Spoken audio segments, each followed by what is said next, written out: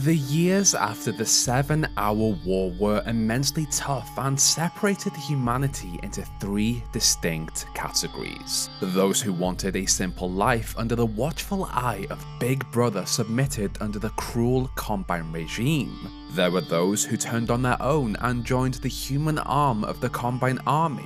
And finally, there were those who put their lives on the line every day and became a part of a growing resistance against an impossible enemy. Across the vicious wasteland of Earth, these resistance fighters set up several bases. Each one had an important purpose and offered those stationed there a chance to fight for humanity.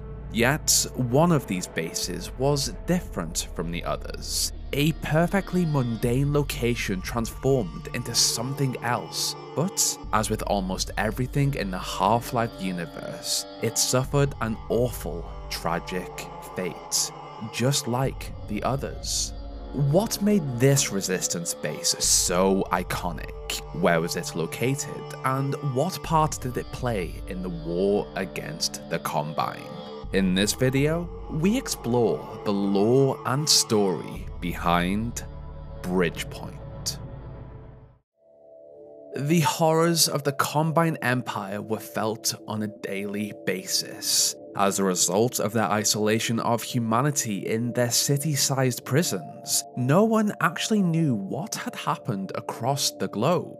Because of the architecture of the adapted cities and Cyrillic signage, the human and Vortigaunt population within City 17 believed they had been relocated to Eastern Europe. That was how they lived in the cities, confused. They drank the water and became forgetful, more compliant and fearful of any action that would be deemed an offense to the Combine.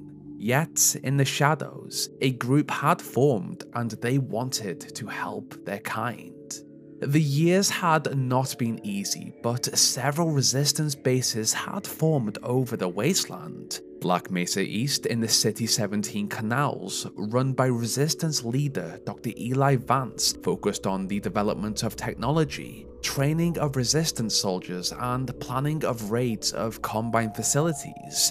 In the heart of City 17, Kleiner's lab focused more on recon and information gathering, and even White Forest, way out in the Outlands, prepared for a battle they believed could be decades away. These were the main three bases, run by the leaders of the Resistance, but even the smaller outposts had an important role to play. The hostile wasteland was connected by a long road, Highway 17. While the Combine had conquered the planet in a mere 7 hours, the portal storms triggered by the Resonance Cascade had also pulled through incredibly hostile, intelligent, and territorial creatures. Antlion nests destroyed anything that entered their region, headcrabs latched onto the heads of any humanoid they encountered, and barnacles ate what triggered their sensitive tongues alive. As a result of this, the Combine reduced their activity and navigation of the wasteland outside of flight and train lines unless necessary. This made Highway 17 the perfect place to set up outposts for those brave enough to combat the Xenian life that had made this expanse their home. Nestled between New Little Odessa to the southeast, the Vortigaunt camp to the north, and Lighthouse Point to the northeast, resistance fighters came across a long bridge with some buildings next to it, an ideal place to set up an outpost. Even now, this region was never given an official name, so we will call it Bridgepoint. The outpost itself consisted of 4 buildings and sheds. The sheds, of course, offered ample storage for supplies for the units stationed here. As for the buildings, each one served a purpose. The first was connected directly to Highway 17 and very likely acted as an almost guardhouse. With just 1 bed, 1 unit could have been ordered to watch the tunnel that led to the greater wasteland in the event Combine units discovered the outpost. The other 3 buildings were located closer to the bridge, one of which had fallen over time. The second offered a place for the fighters to sleep, plan, and enjoy their downtime, and the final building, at 3 stories, had a communal area and a kitchen. The third floor, however, was inaccessible. Now, interestingly enough, a windmill had also been installed in this little collection of buildings. The local base of New Little Odessa also had something similar and used it to generate power so that the base was self-sufficient. Bridgepoint's windmill, however, was not connected to anything. Power lines did run through the region, but they came from Highway 17. The windmill could have just been a decoration for this area, or it could have once been connected to a generator. Highway 17 was a very dangerous location in general. The bridge the Resistance fighters had settled next to also offered its own dangers. So why was this region chosen for a Resistance outpost instead of just a bridge they crossed over to Lighthouse Point? The Combine liked to adapt what they encountered into something that benefited their goal. City 17 had once been a normal city transformed into a prison. The higher-ranking human soldiers in their army were psychologically and biologically adapted to perform better, and in the case of the bridge, the Combine used it to transport their goods and traverse across the wasteland on razor trains. Bridge Outpost would have served a similar purpose to Victory Mine in the Outlands, an outpost whose units watched over an important Combine supply line. This mission, however, did open up the unit stationed here to the detection of passing Combine forces if they were not careful. This line specifically connected City 17 to the prison of Nova Prospect, a place of nightmares. Through the radio system, the unit reported sightings and the coming and goings of Combine forces. They were also able to warn the local resistance bases of any increased Combine activity in the area so that they could hide or prepare for conflict. As for Bridge Outpost, thanks to the supply line of City 17, they had managed to stockpile medical equipment, weaponry, and ammunition. Of note, they had secured several crates of rocket-propelled grenades and placed them across the outpost, under the bridge, and another was placed just outside of the 3 main buildings. They knew that the Combine navigated the wasteland only when they had to evade the Xenian threats, and when they did, they typically dropped off their units in dropships and struck with gunships, the perfect targets for an RPG. Under the bridge itself was occasionally home to headcrabs and the occasional barnacle, but to evade the Combine's eye, it was also the perfect location to hide when they passed. Just like every other Resistance base across the wasteland, Bridgepoint had a place and purpose in the Resistance, but unfortunately, it would not last. The return of Gordon Freeman was the spark that the Resistance needed to truly begin their fight against the Combine. A moment like this was exactly what they had prepared for. Several bases scattered across the wasteland, places to rest, medical supplies, and ammunition.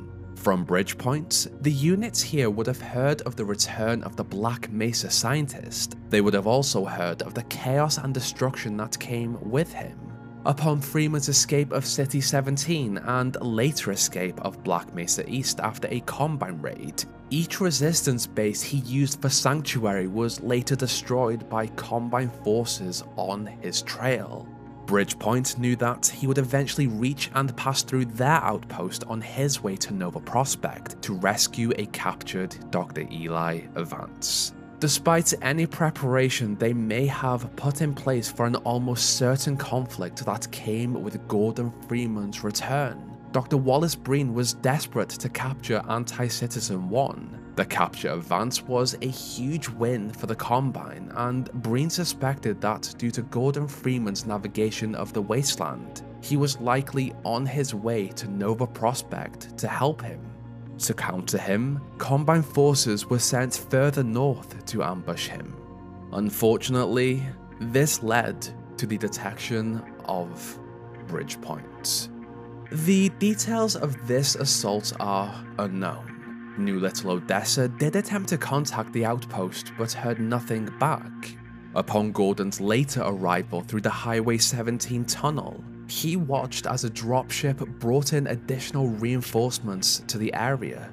As the right man in the wrong place, the Freeman killed every Combine unit he encountered. On his exploration of the buildings, he did encounter one of the fallen members of the Resistance who had become host to a poison headcrab.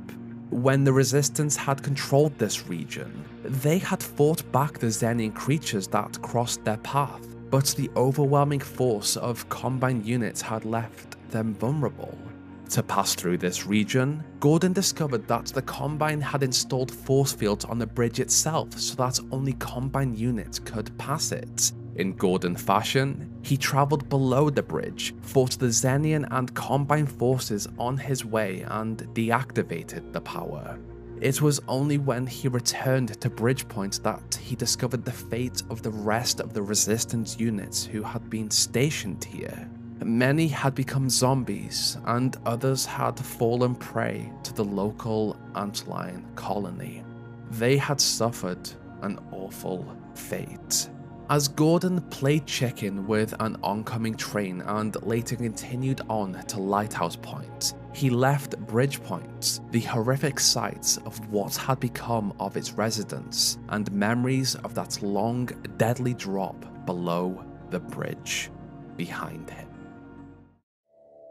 Bridgepoint, or the Bridge Outpost, was one of many important Resistance locations scattered across the wasteland, connected through Highway 17. While the people who populated it never met Gordon Freeman, their actions and roles there were just as important as the other outposts. They gave their lives for their kind, watched over Combine activity, and offered safe passage to those who passed through towards the Resistance sites across the bridge. Their actions and achievements were felt through the area. They ate together in the communal living area, stood guard over the tunnel and bridge, and sadly, they also died together after a Combine raid. Lab Practicum, playing now, also amplifies the feeling of this small ghost region. An iconic track that echoes the isolation, sadness, and brutality of this once mundane yet tragic region. So much death, so much pain caused by the Combine and Xenian life. After Gordon left, the fate of Bridgepoint is unknown. It is likely that it fell when the Citadel in City 17 did, and thus, those poor Resistance members trapped under the thrall of the headcrab would have been saved from an awful fate. If not, it would have likely been claimed by the Xenian life in the region. Bridgepoint is one of those locations in Half-Life 2 that you think of when you think about the game. It is iconic, and of course, Lab Practicum is a huge part of it. In my earlier years of YouTube, Lab Practicum was the track I always played in the background. As for my playthrough of this level, I cannot count the amount of times I died attempting to beat the train on the bridge. If anyone saw my opposing force video, you'd know how terrible I am at playing games. That's why I tell their stories. As I said earlier in the video, this region was never given an official name. The map in New Little Odessa does not even have it marked. Odessa Cubbage calls it the Bridge and Outpost. Bridge Outpost does make more sense to me, but I guess for the algorithm and what people know it as best because of the name the community has given it, that is what I predominantly called it. With the Talos Principle timeline done, I can now put more time into Half-Life content and the deeper, more complex topics. In the background, I am currently working on a script for the Combine and Black Mesa. There are also several in-universe events that I planned rough scripts for. Oh, and a Portal and Half-Life, how are they connected kind of video. I just wanted to work on something kind of simple this week, like Bridgepoint, before jumping into the tougher topics. A 4-hour timeline really does take it out of you. That was everything I wanted to say. If you enjoyed this video, then I'd love you to subscribe to the channel, like the video if you liked it, dislike it if you did not, and let me know what you thought in the comments section below.